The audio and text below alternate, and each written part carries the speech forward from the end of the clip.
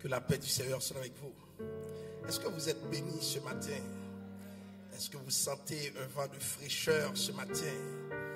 Disons merci Seigneur. Merci Seigneur. Je vais vous inviter à lire avec moi dans le livre de Ruth, le chapitre 2, du verset 14 au verset 19.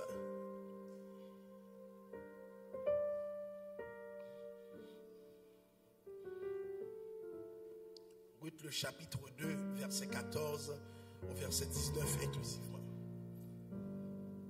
Ruth, le chapitre 2, verset 14 à verset 19.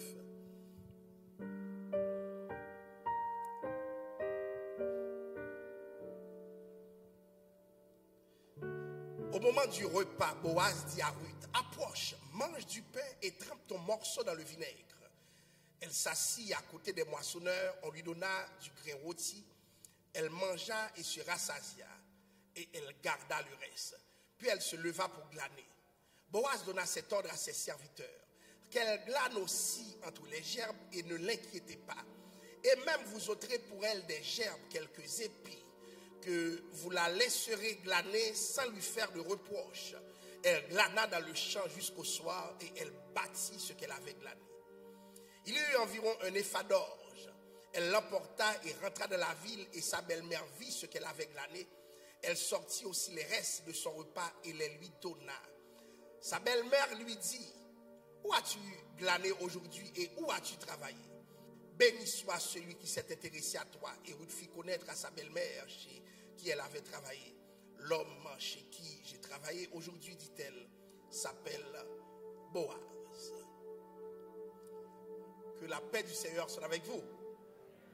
Nous allons, dans la continuité de notre série, aborder ce matin la question de la générosité, mais de façon à faire sortir un aspect très important. Il n'y a pas d'amour sans don. Il n'y a pas d'amour sans don. Dimanche d'avant, j'avais fait une déclaration que je croyais tout simplement être mienne. La déclaration était la suivante. Dès lors que tu vois que quelqu'un est mesquin, ne t'engage pas dans un projet amoureux avec cette personne. Est-ce que je vous ai dit ça? C'est dangereux. C'est dangereux. Moi-même, je croyais que c'était tout simplement une conception. Mais pendant que je médite cette semaine sur la question de la générosité, je me rends compte que c'est beaucoup plus qu'une préoccupation personnelle. Cela fait partie même de certains principes bibliques. Puisque Dieu lui-même nous a prouvé son amour par son don. Et Dieu lui-même nous réclame de lui donner aussi comme preuve de notre propre amour. Autrement dit, le mesquin, l'égoïsme a toujours un problème. Et je vous le dis ce matin, l'égoïsme est aussi un problème spirituel. Je le répète, l'égoïsme est un problème spirituel. Tu ne peux pas être croyant et en même temps être égoïste. Tu as un problème spirituel et on doit prier pour toi autant qu'on prie pour les gens pour leur sanctification. Tu ne peux pas prétendre croire en Dieu, servir Dieu de tout ton cœur, de toute ton âme et pas de toute ta poche. Comment quelqu'un peut prétendre donner son cœur et ne pas donner sa poche? Entre la poche et le cœur, qu'est-ce qui est le plus important? Donc si le cœur est plus important et que la poche ne participe pas de la démarche du cœur, c'est parce que le cœur n'est pas là. À celui qu'on aime, on a toujours tendance à donner. Donner fait partie du charme spirituel. Je vous l'ai dit, je vous demandais si vous devez choisir entre un homme élégant, une femme élégante, entre un homme qui a beaucoup de savoir, beaucoup, qui est très intellectuel, même très riche, et quelqu'un qui n'a pas toutes ces qualités, mais qui tout simplement aime donner, se montre généreux,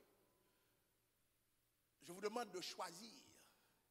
Je vais vous dire, avec un homme beau, une femme belle, vous pouvez souffrir éternellement. Ah, je sens cet alléluia. Ce n'est pas un alléluia ordinaire. Vous pouvez souffrir beaucoup. Moi, je veux vous le dire, à ceux qui ne sont pas encore dans une relation dans l'assemblée, faites votre discrimination sur cette base. Quelqu'un qui ne s'intéresse pas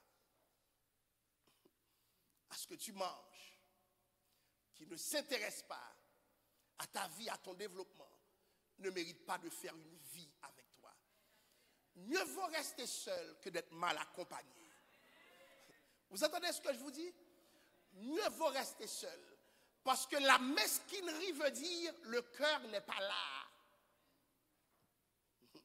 Et nous allons le voir aujourd'hui dans le développement de notre message. On nous parle de Ruth et de Naomi.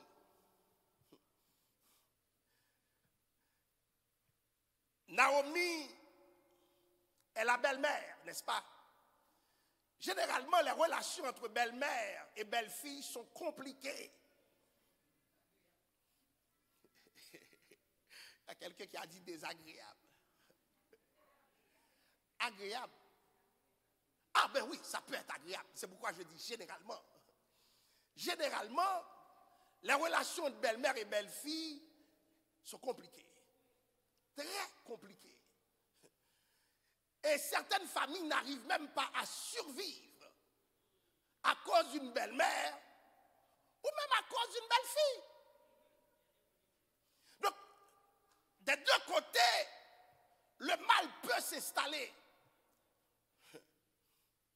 Mais maintenant, la Bible nous présente une histoire sous un autre registre. Une belle-mère qui s'entend beaucoup avec sa belle-fille.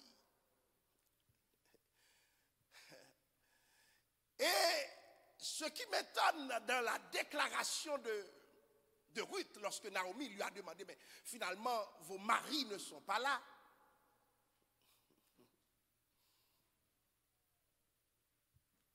Laissez-moi, je vais m'en aller. Orpa a décidé de laisser tomber. Vous savez ce que Ruth a dit? Non, je ne vais pas t'abandonner. Loyauté est rare. Mais nous allons voir que beaucoup plus qu'une loyauté, ce que Ruth a fait était exactement ce qu'on appelle un don de soi. Je vous le répète, un don de soi.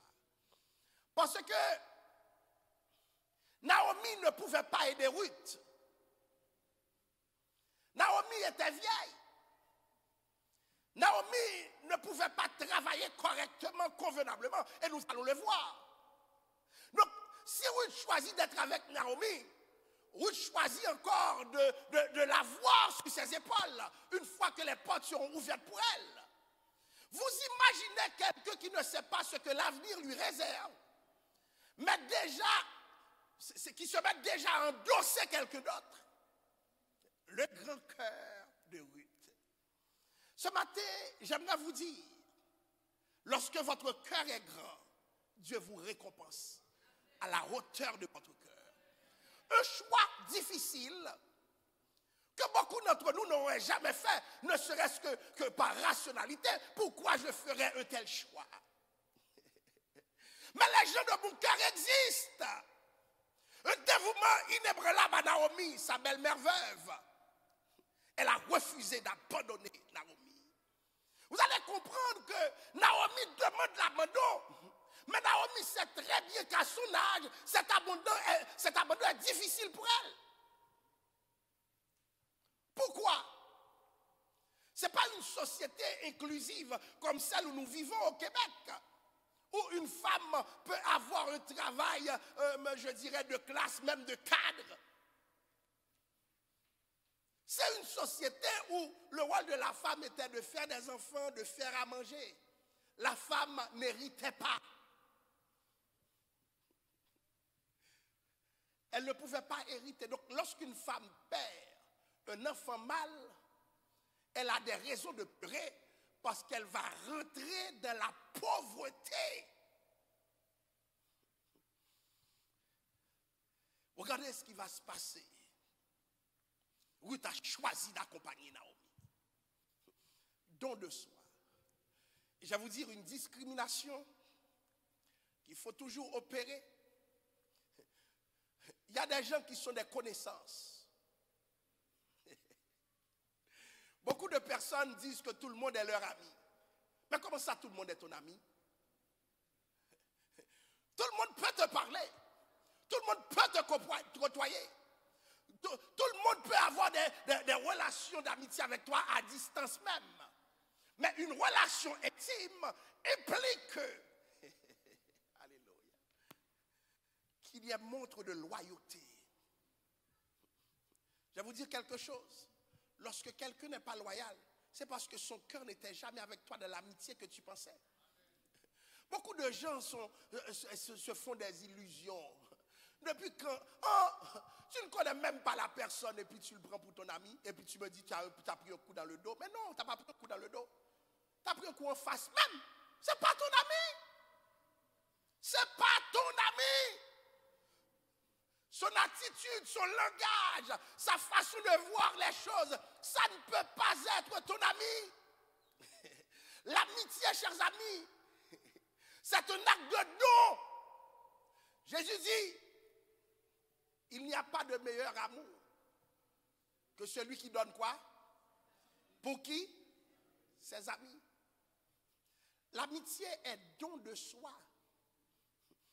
Un ami qui est prêt à te laisser tomber dans la moindre situation, ton problème est ton problème, pas le sien, ce n'est pas un ami. Tu ne peux pas être mon ami et puis j'ai un problème, tu es dans l'indifférence, tu dors en paix. Tu n'es pas mon ami. Et c'est pour cela que des fois il faut que certains problèmes nous arrivent pour que nous sortions de notre naïveté. Des fois, il faut que quelqu'un te trouble. Tu pensais que cette personne était ton ami, mais dans ton problème, cette personne fait montre d'indifférence. Non. Il y a des faux amis ou bien des fausses conceptions de l'amitié. J'ai vu des gens pleurer à cause des amis qu'ils croyaient avoir. C'est pourquoi la Bible dit, quand on a beaucoup d'amis, c'est pourquoi? Non. Que de naïveté aujourd'hui. Parce que la personne est chaque jour avec toi au téléphone, c'est mon ami. Raconte à cette personne ton problème pour voir si les communications vont passer chaque jour. Le jour où cette personne découvre que la solution à tes problèmes passe par ses pages et que la personne reste entière avec toi, alors là, tu commences à avoir affaire à un ami. Vous allez voir, chers amis, la générosité rentre partout, même dans l'amitié. Il n'y a pas de véritables amis. Tu es l'ami de la personne a des problèmes, tu dois te mettre debout pour cette personne. D'autant plus que tu es un ami chrétien, croyant. Ta générosité, elle est importante. Vous voyez, je vous prêche de générosité. Mais si à l'église vous n'êtes pas généreux, ce n'est pas moi qui n'ai pas fait mon travail. Et si à l'église vous êtes toujours mesquin, n'ayez pas peur, je vais prier pour vous. Non, quand je dis mesquin, il y a des gens qui peuvent ne pas comprendre. Si vous êtes chiche, je dois prier pour vous avec beaucoup d'amour. Beaucoup d'amour, de compassion pour dire à Dieu de te délivrer de ce problème de péché. Parce que tu n'es pas vrai, tu n'es pas entier devant Dieu. Même devant Dieu, c'est un problème. Parce que plusieurs personnes qui sont devant toi, c'est par toi que la bénédiction devrait passer. Qu'est-ce qui s'est passé dans le texte qui m'intéresse? Je m'en vais très vite aujourd'hui. Naomi est allée travailler. L'une des valeurs importantes sur lesquelles nous devons mettre l'accent, c'est le travail. Si je vous dis que l'ami doit vous prendre en charge, l'ami doit vous aider, mais votre paresse peut être un problème. Tu ne peux pas être chrétien et paresseux. Amen. Dieu n'approuve pas la paresse. Dieu est dérangé par la paresse. Déjà, Dieu est un Dieu qui bosse. Dieu est en train de bosser. Dieu travaille continuellement. Comment tu peux être croyant paresseux? Si tu es paresseux ce matin, demandez à Dieu de vous toucher. Parce que même si Dieu veut vous aider, si Dieu continue de vous supporter dans cet état, vous n'allez jamais vous en sortir. La paresse, c'est un élément destructeur. La paresse peut te rendre vicieux. Écoutez, depuis que tu es paresseux, tu seras aussi vicieux. C'est bien que nous disions de côté que des gens doivent aider, des gens doivent agir. Mais en même temps, tu dois aussi t'aider. Tu dois aussi t'aider. La dépendance à vie n'a pas de sens à moins que tu sois invalide. Dieu te donne le courage de travailler, travaille. Dieu te donne le courage de faire quelque chose. Agis pour que Dieu bénisse l'ouvrage de tes mains. Tu ne peux pas être paresseux et t'attendre à la bénédiction de Dieu sur ta vie. Dieu veut que tu fasses quelque chose à travers laquelle il va te bénir. La dépendance ne peut pas être totale. Cette femme est venue devant Élie. Élie lui a dit, donne-moi ce que tu allais manger. Prépare pour moi d'abord. Élie a préparé et la femme a préparé. Mais la Bible ne dit pas que c'est chaque jour qu'Élie est venu voir la femme. Vous êtes là? Pas chaque jour.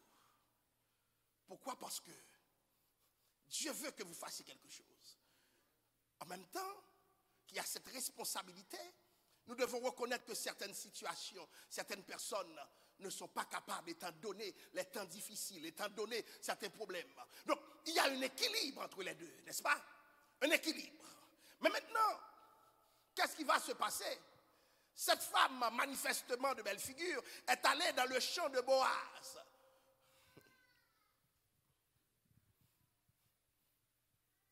Et elle était en train de travailler. Bien-aimé,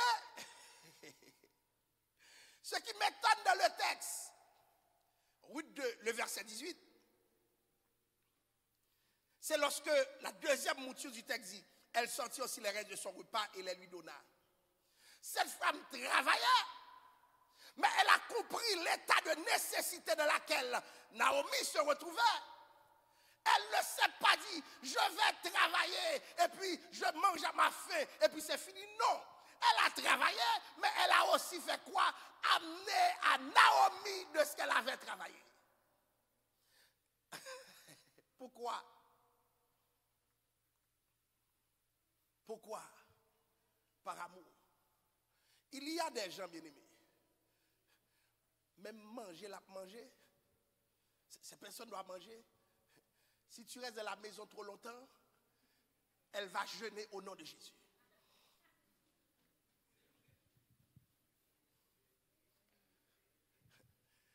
Il y a un nombre de temps que quelqu'un fait chez toi là.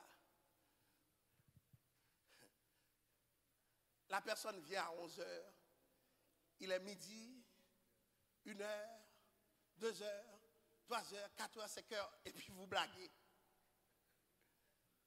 Mais commandez un Uber Eats.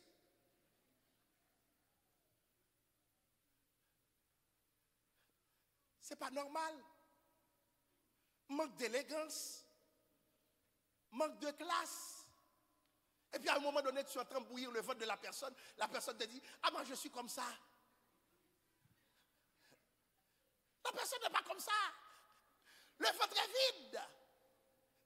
Le vent sonne. Le ventre est en train de sonner pour dire que ça ne va pas bien à l'intérieur. Même si la personne sourit, il y a un problème. Je suis dans la salle en train d'étudier, j'étais avec des étudiants, puis on est ensemble. 4 heures, 5 heures, 6 heures de temps. Les étudiants, généralement, n'ont pas beaucoup d'argent. C'est pas facile, mais personne ne peut sortir parce que c'est le lendemain l'examen. Et qu'est-ce qu'on va faire? On va périr de faim parce que quelqu'un a peur de prendre le bill. Parce que quelqu'un a peur de se lever pour dire je vais manger. Et je savais qu'il y avait des boîtes à lunch, mais tout le monde a peur de partager. Regardez où on en est rendu comme société. Tout le monde a peur de partager. Le partage est une valeur, bien-aimé. Vous entendez ce que je vous dis? Vous devez vous intéresser au bien-être des gens qui vous entourent. Vous ne serez jamais bien si ceux qui vous entourent ne sont pas bien. Souhaitez du bien pour eux. Souhaitez qu'ils évoluent. Donc, vous remarquez bien dans ce texte, cette femme ne voulait pas manger seule. Naomi est à la maison. Comment je peux manger? J'ai vu des femmes rentrer dans leur maison et oublier leur mari parce qu'ils sont sortis manger quelque chose. J'ai vu des maris oublier leur femme.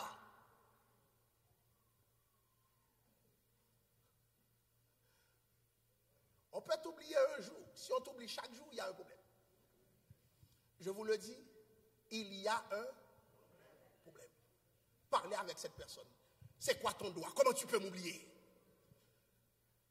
Tu remplis ton ventre et tu ne sais pas comment ça se passe pour moi?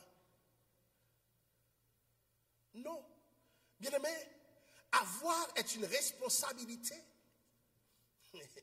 Et nous allons voir d'autres choses. Regardez, c'est le comportement de Boaz. Boaz qui demande à Ruth d'approcher, de manger du pain. Si tu aimes, ça doit te coûter quelque chose. Si tu aimes, ça doit te coûter quelque chose. Cela ne veut pas dire, je dois toujours faire l'équilibre, que ça doit tout te coûter. Il y avait un frère de mon église, je pense qu'il avait un problème de santé mentale parce que je n'arrive pas à expliquer sa situation. C'était quelque chose de légendaire pour tout le monde. Pourquoi? Parce que lorsqu'il aime, il aime de tout son cœur. Mais il aime sans sa cervelle. Il faut savoir aussi rationaliser. Qu'est-ce qui lui est arrivé? Il y a une demoiselle à l'église, très convertie, bon, en apparence du moins. Et puis, le monsieur l'aimait. Et puis, qu'est-ce que le monsieur a fait? Il avait du bétail. Je ne sais pas comment Adelma 33, il a pu en avoir, mais il avait beaucoup de bétail. Et cette fille, il arrive qu'elle aimait beaucoup le cabri. Vous savez ce que la fille a fait? Chaque dimanche, elle venait pour manger un cabri. Et quand les cabris ont fini, elle a dit au gars, t'as plus de cabri, pourquoi je viendrai ici? Et puis le gars est venu se plaindre à nous autres jeunes hommes de l'époque pour dire, la fille a mangé tous mes cabris, oui. Pauvre lui. J'espère qu'il ne m'écoute pas sur les réseaux sociaux. Mais ça fait des années, cette histoire m'a marqué. Il y a des gens qui n'ont pas le cœur dans la réciprocité. Je vous l'ai dit, à quelqu'un qui t'aide, tu peux ne pas pouvoir remettre autant, mais il faut être capable de montrer que tu as compris. Vous comprenez ce que je vous dis ce matin? Tu as compris. Et qu'est-ce qui se passe dans le texte? Boaz demande à cette femme de manger du pain. Boaz est en train de protéger cette femme. Elle va manger, elle va se rassasier. Elle dit, garde le reste. Le geste de beauté aujourd'hui. Alléluia. Quand tu es serviteur de Dieu, demande à ce que, quand les gens sont avec vous, qu'il y ait toujours un reste qu'ils peuvent porter chez eux. Parce que de même que vous avez été bon envers eux, qu'ils puissent être bons envers d'autres. Vous entendez ce que je vous dis? Et c'est pour cela que dans la Bible, il y a toujours un reste. Parce que le reste devrait être partagé. Et je dis à ceux qui sont ici ce matin, ça ne vous rendra pas plus pauvre.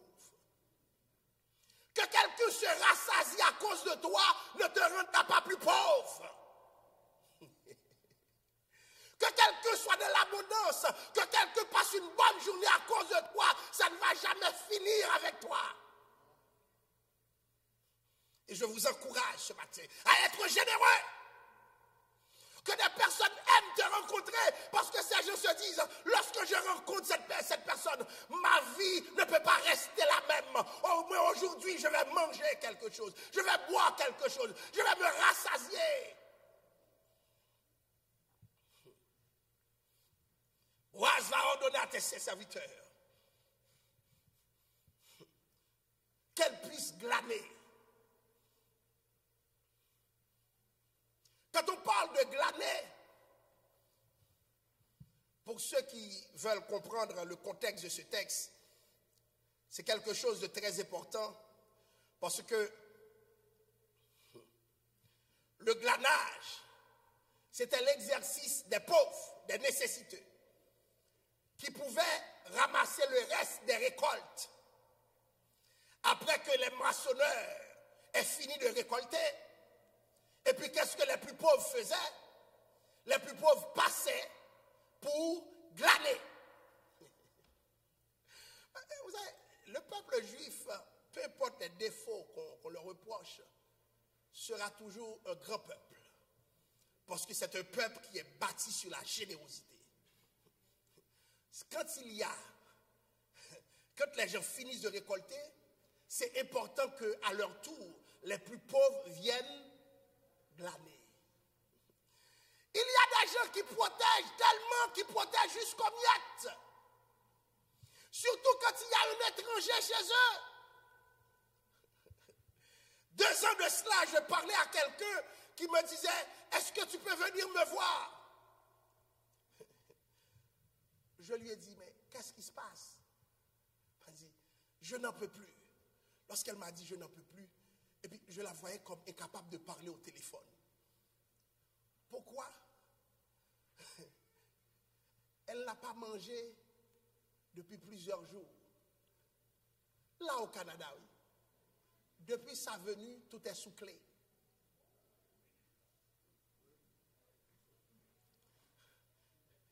Et puis, dimanche matin, chers amis, pas dimanche matin, pendant toute la semaine, tu entends les services de chez Grégory, chez Mallory qui passent à la maison. Alléluia, amen.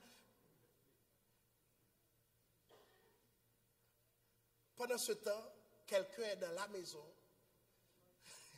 n'ose même pas préparer à manger. Pour une raison bien simple.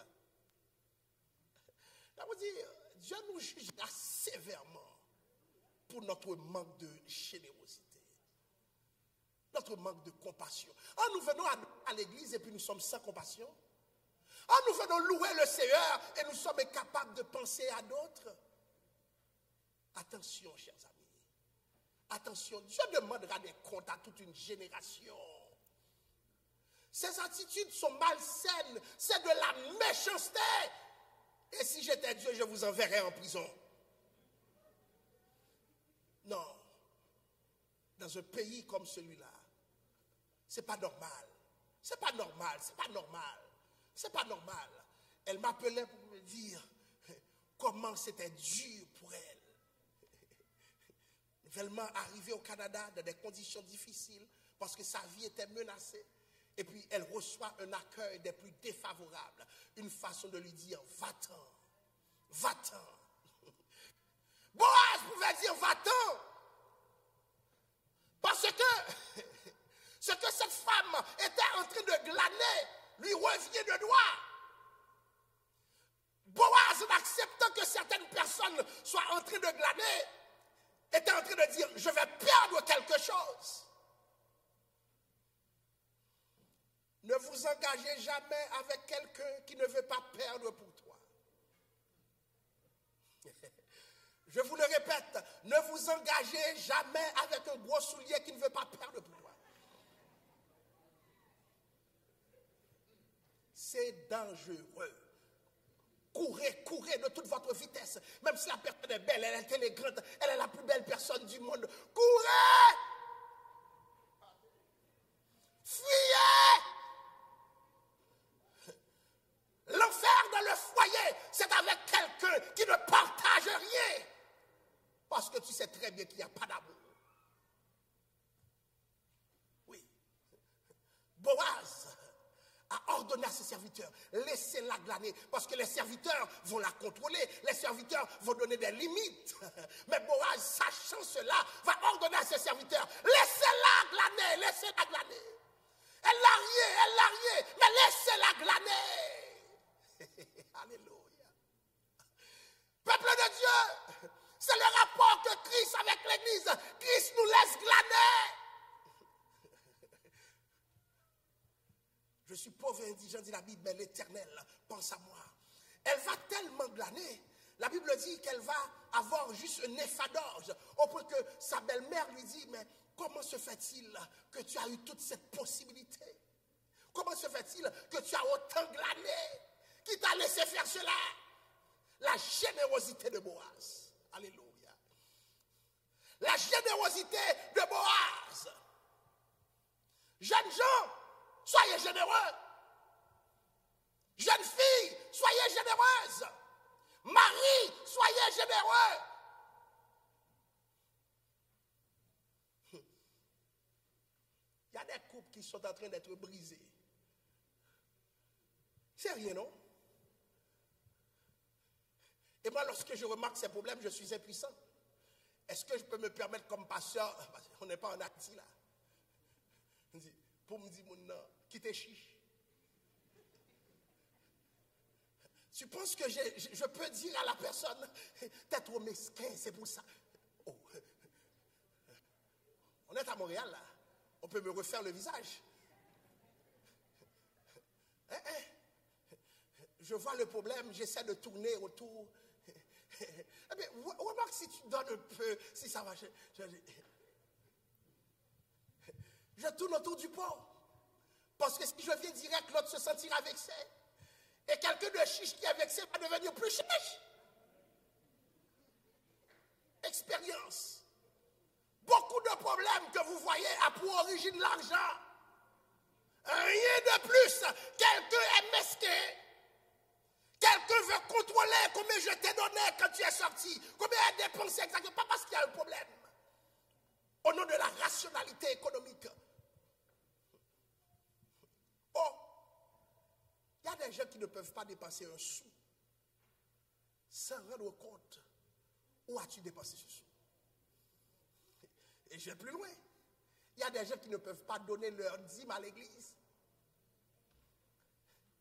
Monsieur le bon amen, non.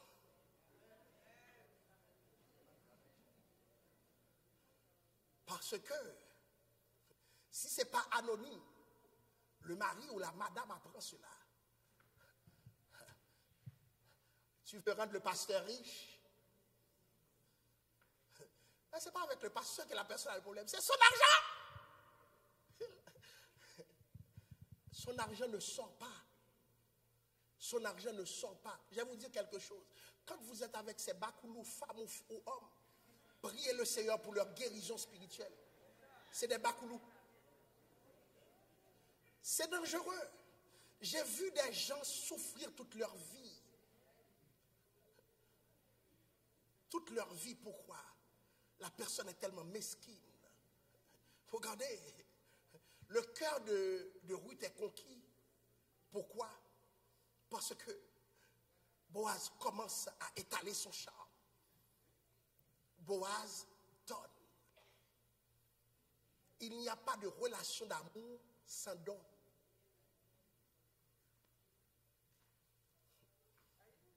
Il n'y a pas de relation d'amour sans don. Si quelqu'un te dit ça n'existe pas, je vais vous dire bibliquement c'est faux. L'amour se confirme par le don. Et à celui qu'on aime beaucoup, on donne. À celui qu'on aime beaucoup, on donne. Oh, j'entends 10 personnes me parler. À celui qu'on aime beaucoup, on donne. Je vous suspecte ce matin.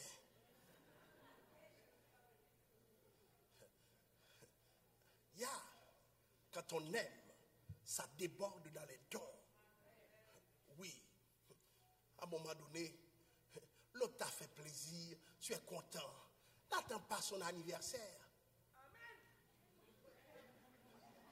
Hein?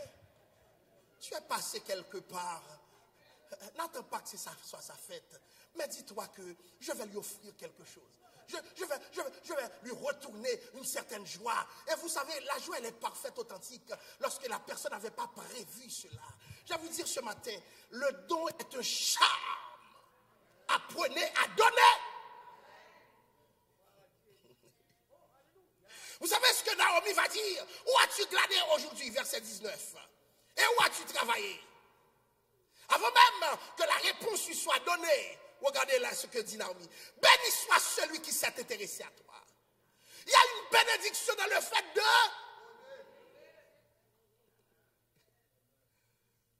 Il y a une bénédiction. Lorsque quelqu'un s'est donné, Dieu le bénit en retour. Regardez, Naomi est en train de bénir cette personne. Parce que si cette personne n'a pas d'intérêt pour toi, elle ne peut pas te donner. Et je vais vous dire quelque chose. Le problème de l'égoïste n'a aucun intérêt pour toi. C'est un je t'aime, moi non plus. Parce que l'égoïste ne fait que s'aimer à travers la relation. L'égoïste peut regarder le mariage comme un trophée, la personne comme un trophée, mais ça s'arrête là. Fais ton affaire, je fais mon affaire. Ce matin, je vous en conjure dans le nom de Jésus. Peu importe la situation que vous vivez, soyez généreux. L'autre doit pouvoir compter sur toi. Et tu dois pouvoir compter sur l'autre. Et si jamais tu as une personne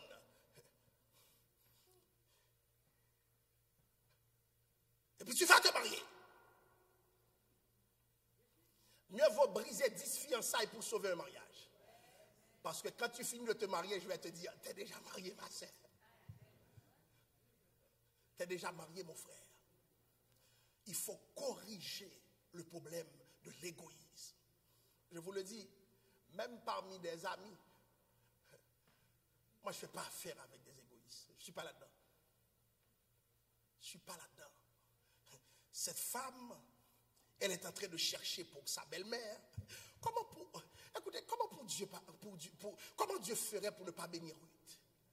Et cette bénédiction sera même dans sa lignée, parce que Ruth est aussi l'arrière-grand-mère de Christ. Dieu bénit ses entrailles. Vous comprenez? Dieu bénit la relation de Boaz et de Ruth. C'est une relation basée sur la générosité. Je te donne, tu me donnes. Ce matin, je fais économie des couples où l'autre dit 50-50. Comment ça 50-50?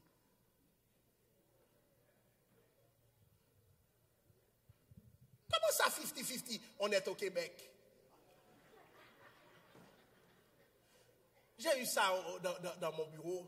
On est au Québec 50-50. Bon, toi tu fais tout ça, l'autre fait à peine une pitance, et puis tu fais 50-50. 50-50 quoi? Af.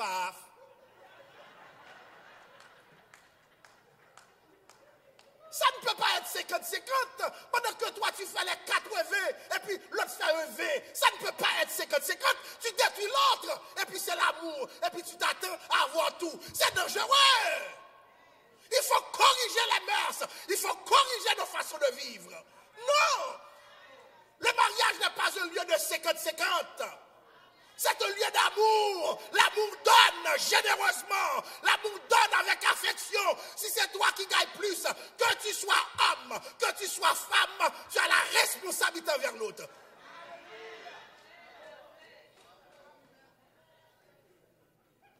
Il y a aussi des gens qui disent, ah ben c'est l'homme. C'est l'homme.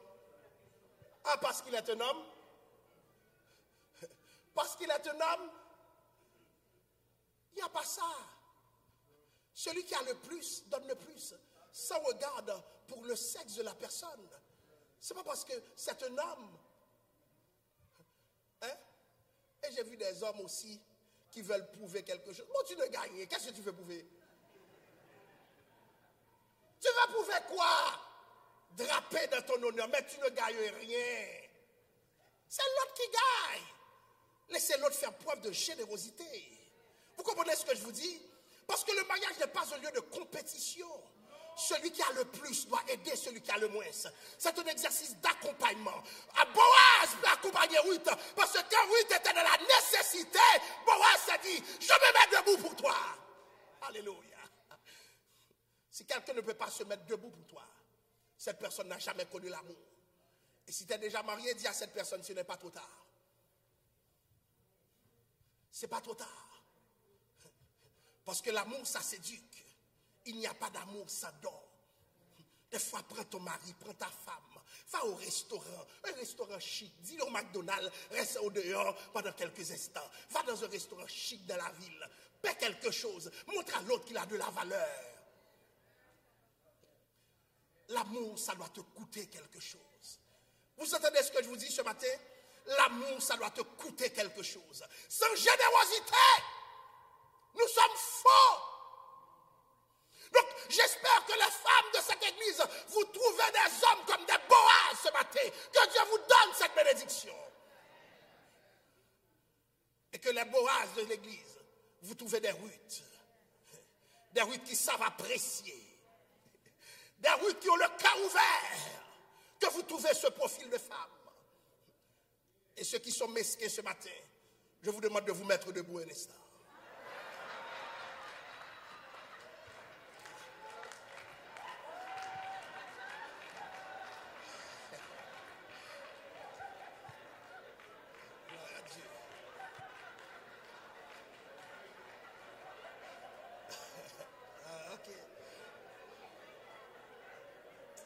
Je vois que vous m'écoutiez.